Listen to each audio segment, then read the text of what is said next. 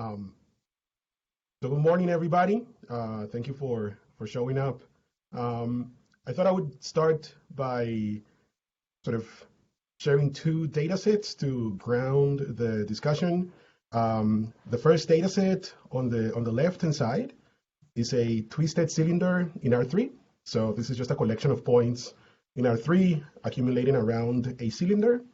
And we think of them as a metric space, a finite metric space.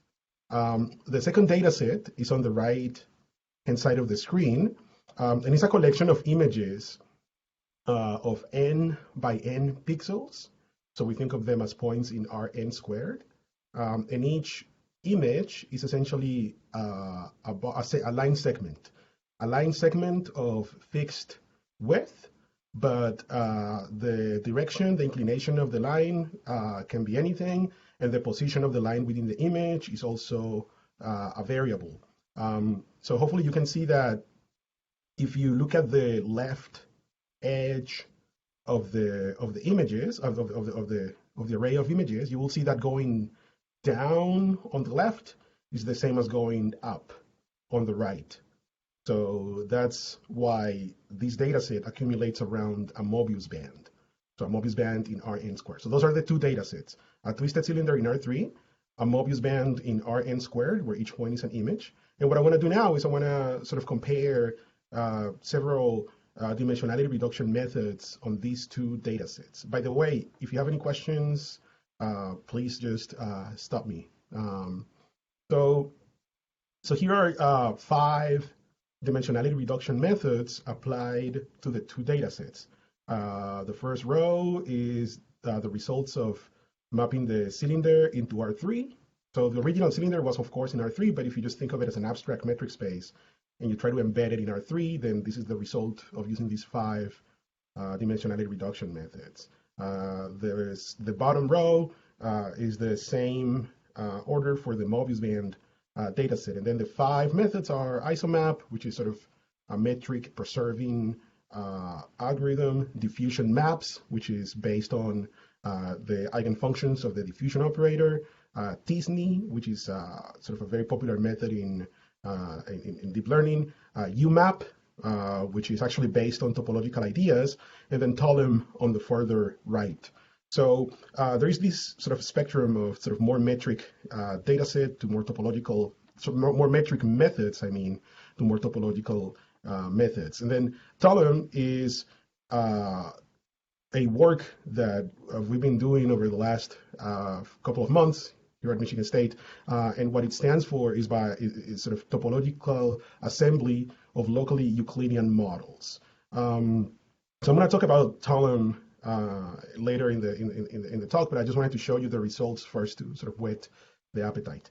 Another thing I wanted to show is this picture. So this is another method for dimensionality reduction that I worked on, and it's called Projective Coordinates. And essentially what it's doing is it's mapping the Mobius band data set. Instead of mapping it to R3 like before, we're mapping it to another space, to RP2, to the real projective plane. And hopefully what you can see is that the sort of angular direction on the disk is parameterizing the direction of the lines, and then the radial direction on the disk is parameterizing the displacement of the line segment from the sort of center of the patch, which are the two sort of variables that describe the images. I'm showing these to also make the following point, and is that perhaps when you have a complicated data set, instead of trying to embed it into Euclidean space, you should look for other complicated spaces like RP2, where maybe the embedding is simpler. So I would venture to say that this is the most economical dimensionality reduction you can get, because the sort of dimension of the target space coincides with the dimension of the original data, or at least the sort of the intrinsic dimensionality of the original data. So with that said, let me start with the first sort of part of the talk, and it's this idea of Eilenberg-MacLane coordinates. What do I mean by that? So there is this theorem, sort of classical theorem in algebraic topology and maybe homotopy theory, that says that if you compute the mth cohomology of a CW complex B with coefficients in an abelian group G, then that is isomorphic, and maybe let's just say a set. So it's naturally bijective to the collection of homotopy classes of maps from the space B to this Eilenberg-MacLane space KGN. So what is KGN? So it's a CW complex given by the following property. If you compute its homotopy groups, then they are all trivial except in degree n, and in degree n you recover the group G. So this sort of determines KGN up to homotopy equivalence. So that's the sort of Brown representability theorem that I'm sort of thinking about to provide coordinates for data, and I'll explain what that is in a moment. So what is the idea? If you take, I'm gonna explain sort of this isomorphism briefly, just to get an idea of where we're going. So say that you start with a map, continuous map from B to this Eilenberg-MacLane space KGN. So the question would be, how do you get a homotopy, a cohomology class on the left-hand side? So here's something one can do. One can certainly take the induced homomorphism at the level of cohomology with coefficients in G, right? So since it is contravariant, then it goes the other way.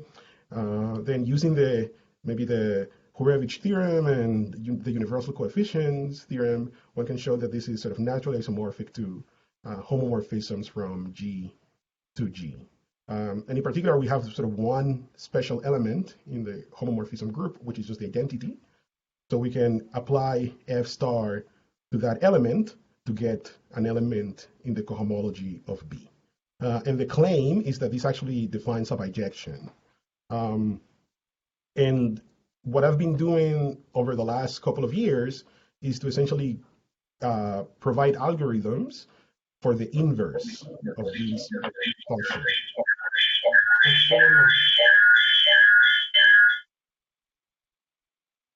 Okay, so is it me or is it someone else? Okay, it sounds like it's better now. Yeah, so I guess what I was saying is that the goal of the talk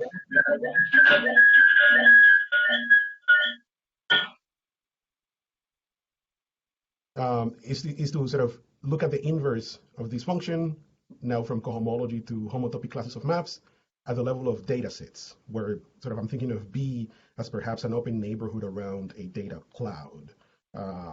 So the point is, again, that one gets this relation between cohomology and maps to Eilenberg-MacLane spaces. So why Eilenberg-MacLane spaces? Why are they useful? Is it reasonable to even consider them? I would argue that sort of many spaces that we care about are, in fact, Eilenberg-MacLane spaces. So for example, if you compute KGN, where you take G to be the integers and N to be 1, then that turns out to be the circle. So what it means is that if you compute the first cohomology of B with coefficients in Z, then you can get maps from B to the circle. Now, if you change your coefficients to Z-mod2, which is something we use all the time in computing persistence, then you get maps to RP infinity, the infinite projective, real projective space. Now, if you compute cohomology still in dimension 1, but perhaps with ZQ coefficients, then you get the other length spaces. And then in dimension 2, with the Z coefficients, you get maps to CP infinity. Right, so the spaces at the bottom are certainly sort of very nice spaces that will give you ways of mapping your space B onto them. So those are the Eilenberg-MacLane coordinates. The function F is what I'm thinking as the Eilenberg-MacLane coordinate. So now let's move on to the sort of world of data. So now imagine that you have a finite subset of a metric space MD. That's sort of the ambient metric space where the data set lies. And maybe X is a large data set. So what we do usually is we take a subset of landmarks, and then we take open neighborhoods around those landmark points. And then the idea is that the sort of region B, which is the union of all of those open sets, sort of approximates the topology of the topological space from which X was originally sampled. So in addition to the collection of open sets, we're going to need also a partition of unity subordinated to the cover U. So that is just a collection of functions, Pj from B to 0, 1, that add up to 1 and whose support is contained in the closure of the corresponding open set. If you want a particular example of a partition of unity, because this is, I mean, we want to work with data, right? We want to actually go to algorithms. So I have to give you a particular partition of unity we're going to use. So imagine that your cover is by balls of radius alpha. Then what one can do is one can put cones supported on the open balls, and then normalize so that these functions add up to 1, right? So that's a partition of unity, certainly sort of dominated by the cover. So with those two things in hand, the cover and the partition of unity, we can do two things. So the first thing is compute the nerve of the cover, right? So it's the simplicial complex whose vertices are the open sets, and you get a n simplex every time you have n plus 1 balls intersecting. So that's a discrete approximation to B that we're going to use again for algorithms. And you also have a map phi induced by the partition of unity. And what it does is it sends a point B in B to the point with barycentric coordinates equal to the value of the partition of unity on the point B. And here, big N is the number of landmarks, essentially, the number of open neighborhoods, right? So now you get a way of mapping your data to the geometric realization of the nerve using this partition of unity.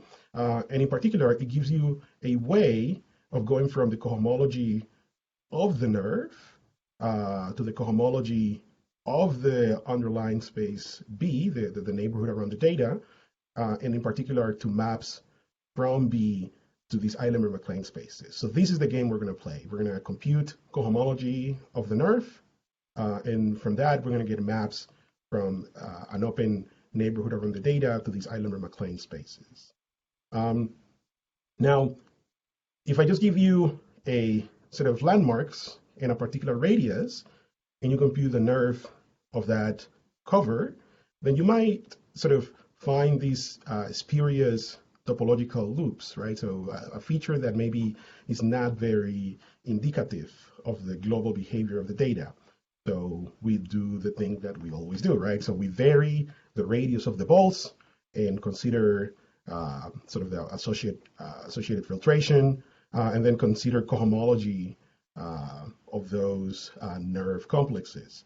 And then the point I want to make is that since each one of these cohomology groups can be mapped to maps from the sort of open region to these Eilenberg-MacLane spaces, then we're really getting from persistent cohomology classes, we're getting sort of this multi-scale family of maps to Eilenberg-MacLane spaces, which sort of at different scales perhaps capture different features.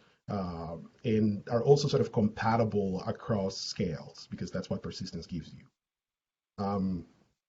So that's the game. Compute persistence, maybe not of the nerve, because the nerve is expensive, but maybe of the RIPS filtration, and use that to get sort of persistent classes at the level of nerves. And from that, compute maps to Eilenberg-MacLane spaces. So I'm going to run with this idea now. So the first thing I'm going to show you is this idea of circular coordinates. So circular coordinates happen when you consider the simplest of the Eilenberg-MacLane spaces, KZ1, which is the circle. So what that means is that every time you give me a cohomology class in H1 of the nerve with coefficients in Z, then I get, from the Brown representability theorem, I get a map from the union of the from the open neighborhood to the circle, because that's the corresponding Eilenberg-MacLane space. And then the work really is in writing things that are explicit, that you can actually code up. So let me be explicit as I can. So these maps can be written in the following fashion. So I'm going to give you a formula. So the formula is take a little b in the union and identify an open set that contains it. So I'm going to give you a local formula. So b is going to be to e to the 2 pi I, and then the argument is going to be this tau j plus this sum. So the only thing that makes sense in here is the phi, is the partition of unity elements ck. Let me tell you what tau and theta are. So what we do in practice is map the class eta to cohomology with real coefficients. So this is just a change of coefficients homomorphism. And then in the coefficient side, we find the harmonic cocycle representative for the class. So what is the cocycle harmonic representative? Is the representative theta with the smallest L2 norm, or the smallest or the smoothest representative. So if you know Hodge theory, you know that there's a unique representative theta that minimizes the L2 norm. And then tau is just the zero cochain that makes the connection between eta and theta.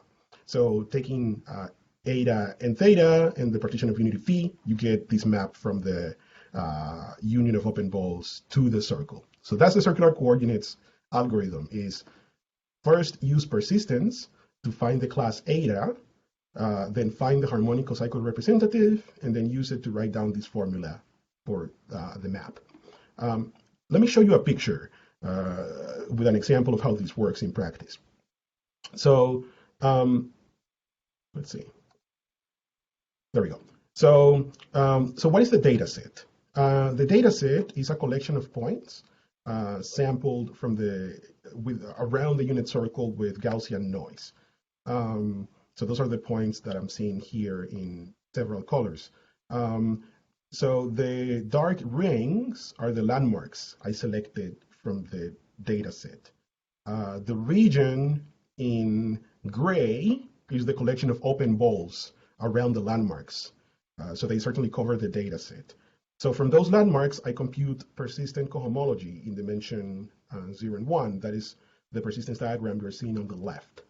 So from each one of those persistent classes, eta 1 and eta 2, I can compute circular coordinates for the data. So that's the color you're seeing on the right-hand side. So the right-hand side is the circular coordinate, meaning the value between minus pi and pi of the map from the data set to the circle.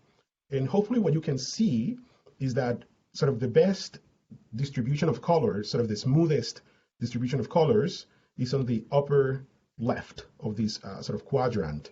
So it is achieved when you take the most persistent class and you take the harmonic cocycle representative.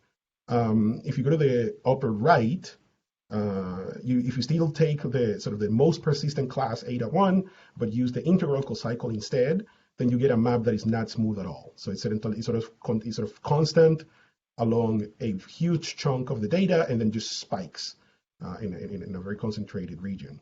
If you look in the lower sort of right of the panel, you will see what happens when you use the integral cocycle but use a class that is not as persistent, eta 2. And even if you use the harmonic cocycle, the fact that you are using a class that is not persistent just gives you a crappy map. So the sort of upshot is that you want to use classes that are persistent to get your Eilenberg-MacLane coordinates so that they reflect the topology of the underlying data set. And also you want to smooth out, at least in the case of circular coordinates. Are there any questions about this before I move on? I want to show an example with real data sets, but I want to make sure that this is clear. Okay, so no questions. So let me show you what the example is. So the Mumford data is sort of this, one of the early successes of topological data analysis. So the collection so the input is this collection of 4,000 images of natural scenes. So what the Mumford data is taking the set of high contrast, intensity centered, and contrast normalized 3x3 patches from these natural images.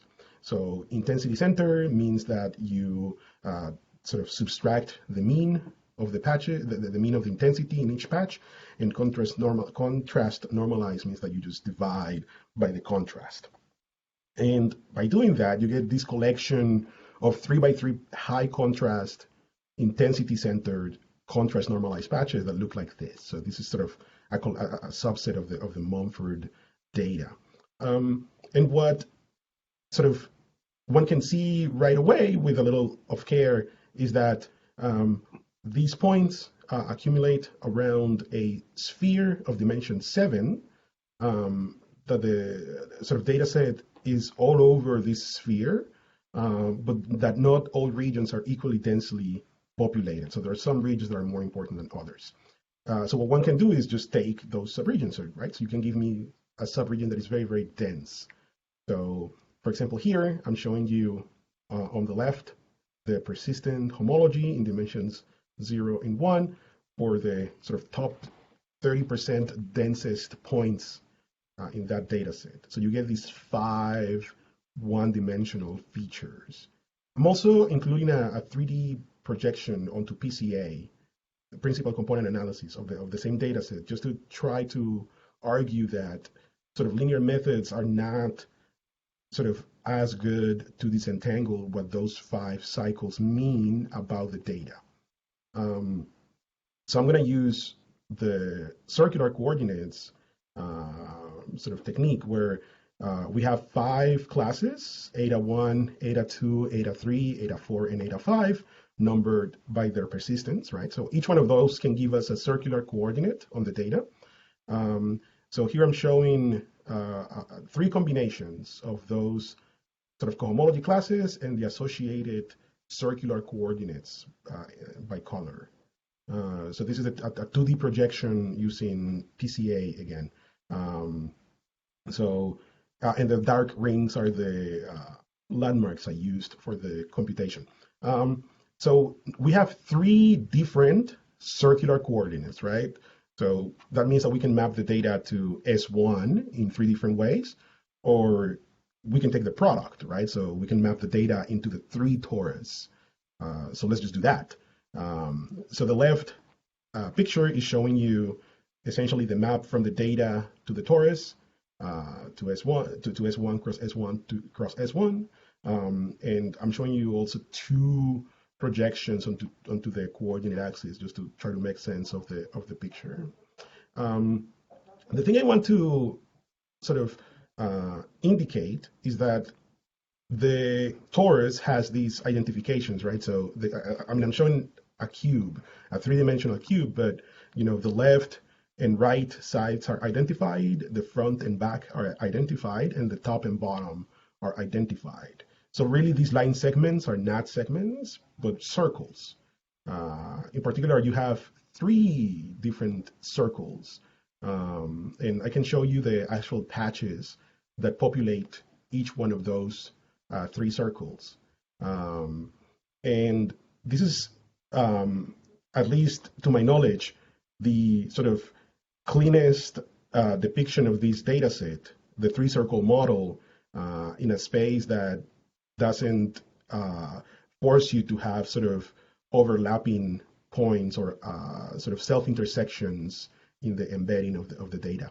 And in particular, sort of recovers this 3-circle model that sort of Carlson and collaborators proposed almost 10 years ago. So that's one example of how one can use sort of this idea of circular coordinates to sort of provide visualizations and sort of simplifying data sets. Again, because you're mapping to a more complicated space than Euclidean space. Projective coordinates is another thing one can do. As I said before, RP infinity is a KZ21. So it means that if you compute the first cohomology with coefficients in Z2, then once you fix a class theta, then that gets you a map to RPN for large enough n.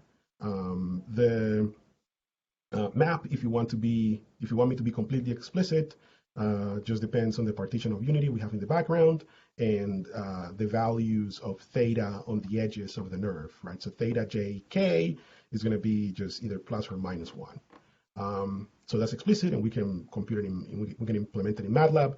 And this gives you a way of mapping U, or sort of the neighborhood around the data, into RPN for large enough n. One thing that is sort of discouraging is that n can be large, right? So it doesn't give you a very good dimensionality reduction procedure if that's what you're looking for.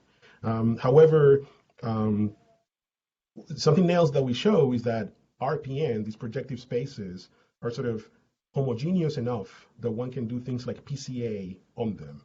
So there is a version of principal component analysis that we adapted to projective space, and that allows us to start maybe with the data mapped into a high dimensional projective space, and then through these projective PCA, sort of reduce the target dimension of the map F theta.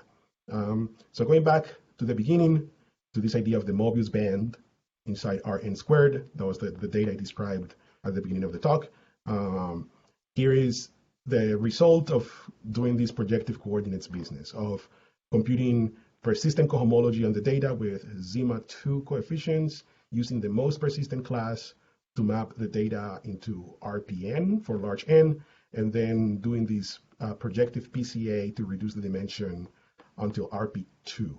So this is actually the result of the algorithm running. It's not sort of me trying to put the images by hand.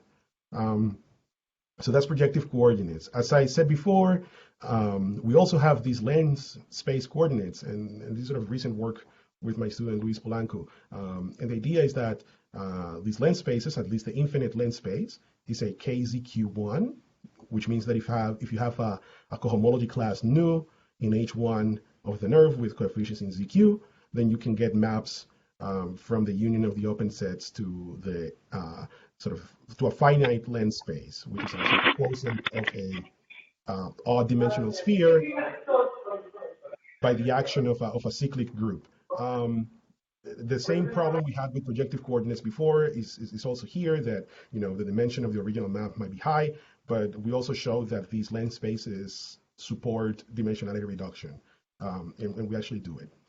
So let me show you an example of lens coordinates in action.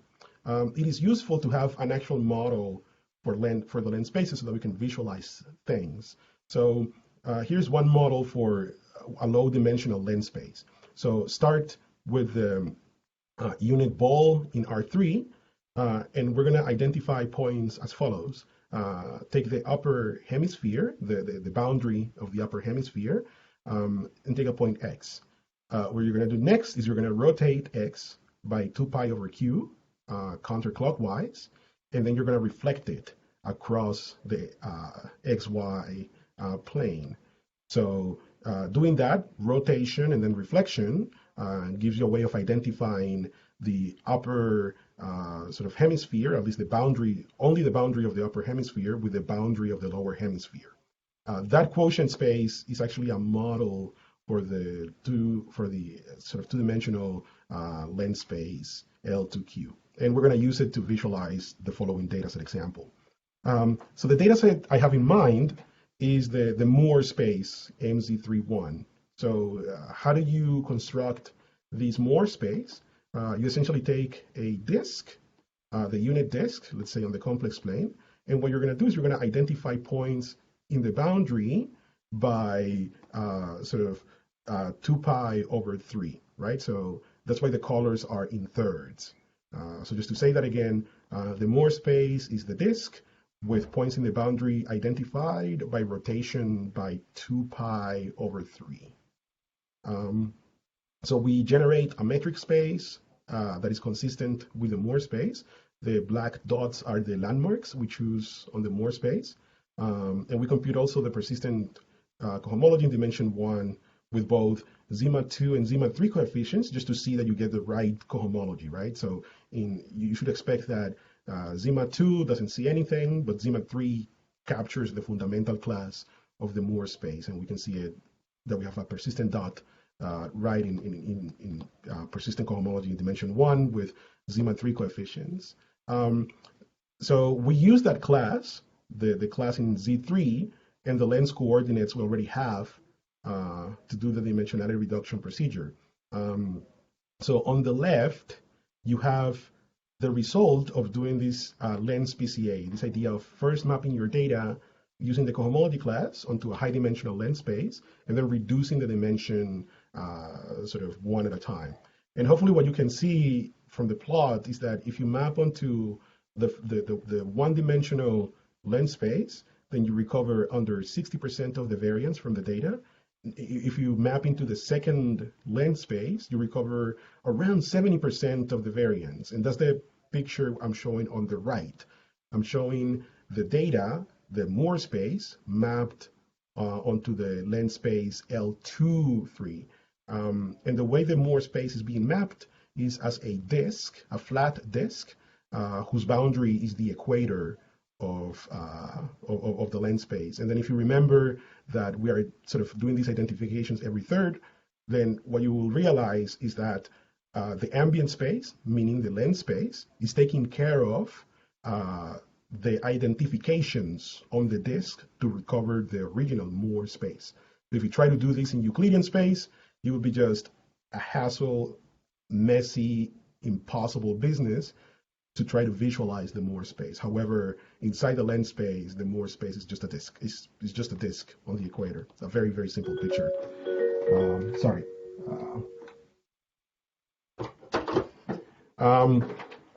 The sort of state of the art that we have thus far, sort of the things that we can do at the moment, are sort of collected in this slide. So we can take classes in H1 with coefficients in Z and get maps to the circle. So that's what we call circular coordinates. We can get co-homology classes in H1 with coefficients in Z-2 and get real projective coordinates. We can take classes in H2 with coefficients in Z and get complex projective coordinates, and also, these classes in lens spaces. The code for all of the coordinates I showed you is being sort of assembled in a Python library I'm working on with Chris Straley. He's now an assistant professor at Rosinos College. And the library is called DryMag, Dimensionality Reduction with Eilenberg-MacLane Coordinates, and you can check it out if you're curious. So now that I've described this idea of sort of using persistent cohomology to get maps into these Eilenberg-MacLane spaces, I want to go back to this idea of Talam, this idea of topological assembly of locally Euclidean models. And let me say what it is. So what we've done thus far is sort of create this framework where we can take a data set X and then use its underlying topology to get maps into interesting spaces B, right? So, and these spaces can be, as we said before, Euclidean space, circles, projective spaces, complex projective spaces, or lens spaces. The question now is, how much did you lose in this map, right? Because maybe your data set is not a circle. So mapping onto the circle, it's certainly going to leave you with information that is not captured by the map. So what is the game? The game is look at the fibers. Look at the fibers of the map F. So that's what we do. So take a cover, an open cover V for the image of the map F. And what we're going to do is for each open set V, we're going to take the pullback, right? So that gives you a little region XJ inside the data set. And what we're going to do on each region, on each XJ, is to just get a map to Euclidean space, right? So this can be PCA, can be isomap, or it can be any number of dimensionality reduction methods that give you maps from the data into Euclidean space. The only thing we care about is that distance is preserved. That's the only thing we're asking.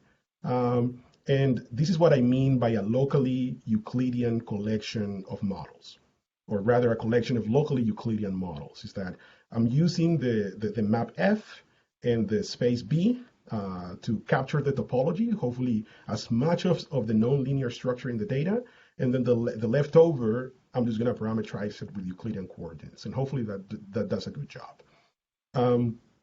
Now, the thing that should come to mind is that, maybe, you have sort of two neighborhoods, let's say two regions in the data, XJ and XK, that you produced via sort of the method I described before. And for each one of those regions, you have these maps to Euclidean space that, you produced sort of independently from each other. So there is just no reason for those maps to be consistent in any way, right? So the next order of business is to try to assemble these locally Euclidean models on the data. So that's sort of the next letter in the acronym, assembly of locally Euclidean models. So how do we do that? So there's sort of this very classical problem called the orthogonal Procruste's problem, which essentially tries to find the best sort of rigid transformation of one point cloud into the other so that they fit as much as possible. So what we're doing is we're minimizing over all the orthogonal matrices omega of dimension D and over all the translation vectors V, so that you can sort of match the local model Fj to the local model Fk as much as possible, right? Hopefully you'll be you believe that if you're moving from one sort of chart in the data, xj to itself, then the solution to the Procruste's problem should be the identity map.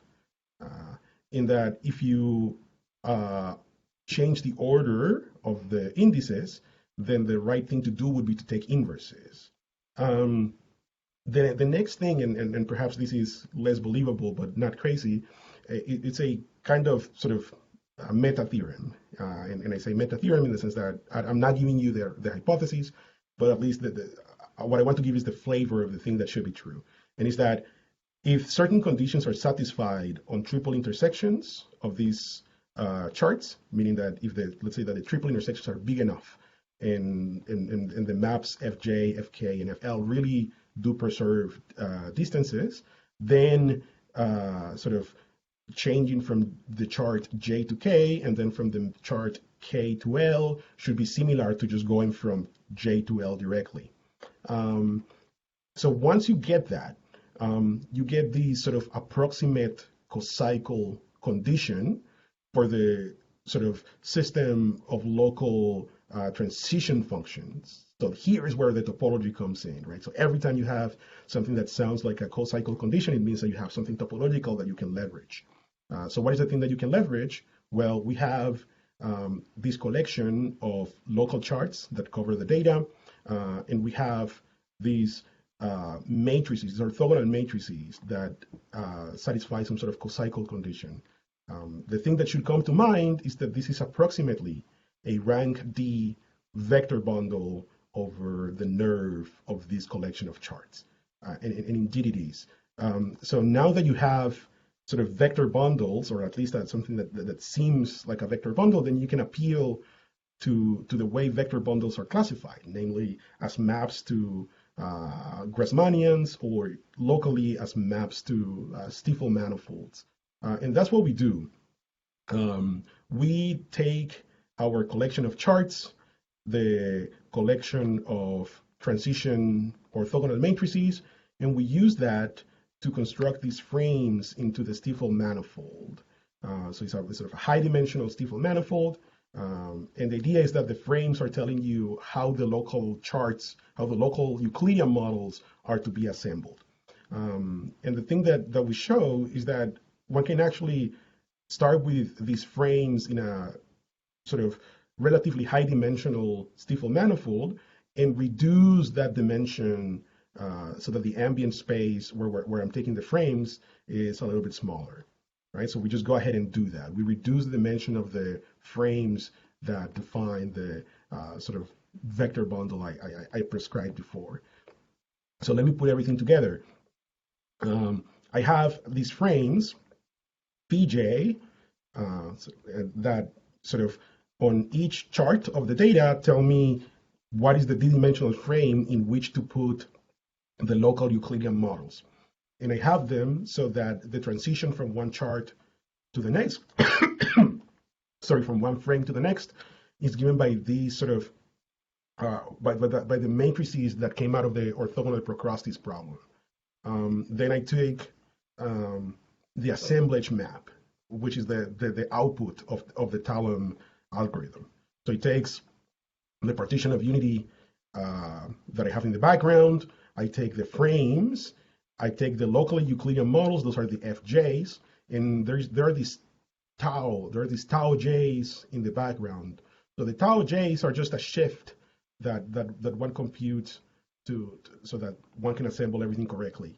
And in the end, this is the assemblage of the local Euclidean models using this idea of putting frames as points in the Stifel manifold, perhaps in a high-dimensional Stifel manifold, and then reducing the dimension of the ambient Euclidean space that houses those frames so that we can assemble the data in a sort of low or at least medium dimension Euclidean space. So that's exactly what the Talam algorithm is doing and how we got the pictures on the right-hand side. So in particular, for the Mobius band data set, what we did was we computed the persistence of the data, and that gave us circular coordinates. So once you get the circular coordinates, you can take the fibers. Those are the xj and xk. On each fiber, we did isomap. So that gives us a map to R2 on each fiber. And then we ran the Talam algorithm to assemble all of those two-dimensional sort of pieces into this three-dimensional picture of the Mobius band. That's how topology is sort of leveraging these ideas of Eilenberg-MacLane coordinates from persistence, and then sort of stitching things together using ideas from vector bundles. However, there are many methods in sort of data science that are based on the idea of local charts and stitching of those local charts for dimensionality reduction. So what I want to do now is I want to show you an example of how Talam fares against typical charting methods. Let me describe the data. So the data is going to be a collection of 17 by 17 images of a white dot of fixed intensity and varying location. I'm going to take 1,900 of these images. If you think about it, what you're doing is you're taking R2, right? So each point in R2 is giving you a location for the dot, and then you're adding the point at infinity, which is when you remove the dot from the image. That's essentially a two-dimensional sphere. So you do that with dots of fixed intensity, but you vary the location. You allow the dot to leave the image. The next thing you do is you take a white dot in the center of the image, but you vary its intensity from very bright to completely dark. So what that is doing is giving you a two-sphere whose north pole, namely the empty image, is connected to the south pole, which is the image with the highest intensity centered. So that's the data, right? So it's not a manifold, but it should be something simple to use charting methods on. Just sort of to have a sanity check, here is the result of doing isomap on this data set, right? So you get, if you do sort of a 20 nearest neighbor graph and compute geodesic distances and use MDS to embed the data, you get the picture on the lower right, which is consistent with this idea of having a sphere with the north and south pole connected by an edge, by a line segment. However, when you input this data set into sort of the typical charting algorithms, so these are locally linear embeddings, Hessian locally linearly embeddings, charting methods, and locally linear charts, the methods just fail. They collapse the sphere and completely distort the data set. And the reason, or at least one of the reasons, is that all of these methods are built for manifolds, right? So they really believe that your data has the same dimension locally and that there are no sort of pieces which are singular. Let me show you how Talam fares on this data set.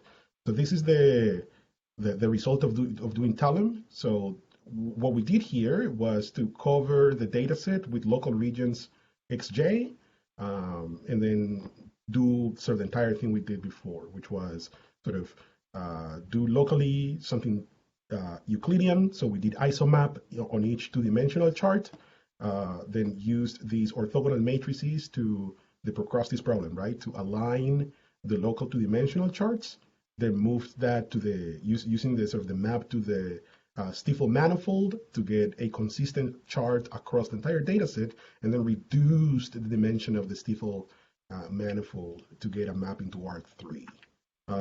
So that's Talam, right? So it certainly looks like a sphere with an edge, with a line segment connecting two of the poles. The color is a density estimate in the ambient space of the data. So what it's telling you is that the data has variable density, it's not a manifold, and it's got these shortcuts joining pieces of the data together. So it's a complicated data set in that sense. I also want to point out that when we compare just the time that it takes to run Talam against other charting methods and how that increases with the number of neighborhoods, there's just no context. There's just no context. So with that, I would like to finish and just show you some of the references. The 4 papers that are here contain essentially everything I've talked about today. And with that, thank you. I have one. Can you hear me? Yes, I can. It's Massimo Ferri here. I just want to say, how do you decide the space onto to which to make your to choose as a range? Doesn't that imply that you already know something about the nature of the data you're dealing with?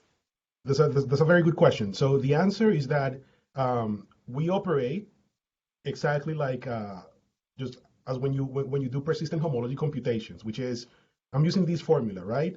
And the idea is that you compute persistence for the data, and you do it in whatever dimensions you can, right? You dimension 1 first, dimension 2 then, and there's actually recent work that tells you that when you're computing persistence, you can identify what are the fields of coefficients where you're going to have interesting cohomology, right? So those give you candidates, Okay. and that's how you identify the target spaces. Oh. So just to say, you don't need to know sort of anything about the space to begin with, but you use the persistence computation to guide the choice. Great. Thank you. Thanks. Can you guys hear me? Testing. Yeah. Yes. Hi, Jose, this is Ivo Dinov. Can you hear me now? Yes, I can hear you. Okay, I apologize. And my microphone, I thought it was enabled, but it didn't work. So I did ask a question regarding the dimensionality earlier, and I understand the difference between dimensionality and number of points. But I was trying to look. We have tried the TDA analytics, and it was very difficult to get anything beyond 4-dimensional data sets. So in other words, data sets, irrespective of how many points you have, but the number of features, when I say dimensions, I mean the number of features. If it exceeds anything over 5 or 6, we always had problems. So I wonder in your specific example of the Talam, what have you guys tried, and how feasible is this for, we're actually talking about hundreds and thousands of dimensions as opposed to something in the single digits. Correct. So, for example, this data set that I just described, the images are of size 17 by 17, right? So this is a data set of 2,000 data points in 17 square dimensional space, right? So this is something we can do quickly. There is no problem there. So I wonder in the I'm sorry, just to clarify, because this is an important point here, Jose. I would consider that a 2-dimensional data set where the intensity at the 17 squares is actually, Got it. So you're talking about intrinsic dimensionality of the data set, not the ambient dimensionality of the features, right? So that's an important difference. There, I don't know, right? Because what I would imagine is that if you have a data set that is intrinsically high dimensional, and by high or medium dimensional, like 5 to 10 or whatever, that would require a lot of data points to get interesting homology. And I don't know if you would get interesting homology in dimensions 1 or 2, which is what we can compute at the moment. I see. So the limiting factor is the topological analytics that we can do in the lower dimensions. In the lower dimensions, correct. So, however, it is possible. So the sort of idea behind Talam is that if you have something, if you have a map, so for example here, right, that you have this map from the data set to something simple like the circle, and maybe you can do something simple in each fiber. So if you can get yourself in that situation, maybe you can overcome data sets of higher dimension. This is just a speculation. Okay, makes sense. Very interesting. I appreciate it. Thanks very much. Thank you. Any other question? Yes. So, Please Jose, did you say that the maps induced by the cohomology classes preserve information of the data? Correct. Okay. Okay. Thanks. Yeah, let me make that precise, actually. So the theorem, again, that we're using is this sort of Brown representability theorem. And maybe I can, this is the slide we want, right? So what it is saying is that if you start with a cohomology class on the left, then there is a unique map up to homotopy, right? From your space B to some Eilenberg-MacLane space, so that when you pull back an identified class, you recover the cohomology class that you started with. So if your data is accumulating around a circle, then the circular coordinate you find should, if the class is persistent, should coincide, or at least should map to the generator of the homology or cohomology of the data, rather.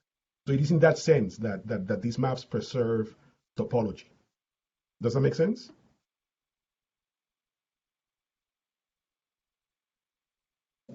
Yes, thank you.